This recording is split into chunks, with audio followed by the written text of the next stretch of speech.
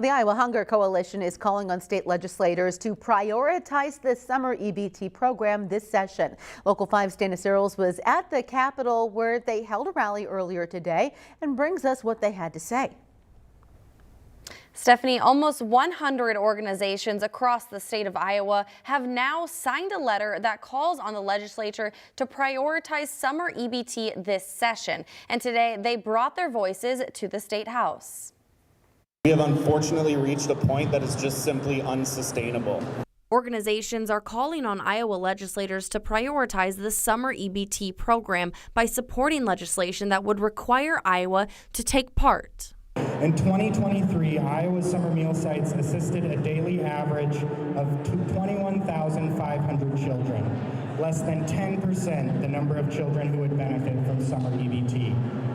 The Summer EBT program is federal funding that would provide $120 worth of nutrition benefits to almost 245,000 children. The groups hope it will be adopted by summer 2025 and continue each year. The summer my family received pandemic EBT, it made a major difference in our ability to afford milk and fresh produce at the end of the month.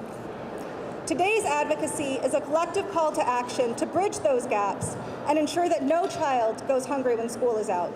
Food banks, food pantries, and other anti-hunger organizations have already seen record numbers of Iowans looking for assistance. There were entire towns, entire counties, entire legislative districts that had 0 summer meal sites in 2023. I cannot think of another program with this kind of return on investment we're talking about either. And the organizations emphasizing that this was established by a bipartisan act of the U.S. Congress, something they hope can swing support from both sides of the aisle in Iowa. We've breached well beyond the normal. If this were a weather situation, we would be declaring this a disaster, and that is how we need to act in response to these historic numbers. We reached out to Governor Reynolds' office for comment on this rally and action, but have not heard back yet. Stephanie? Dana, thank you. And as a reminder, the state of Iowa is not participating in the national Summer EBT program, a decision made this past December by Governor Kim Reynolds. Reynolds saying instead the state plans to focus more on improving childhood nutrition programs within the state, saying the EBT program doesn't promote nutrition. However, legislators and county leaders are fighting for federal funding.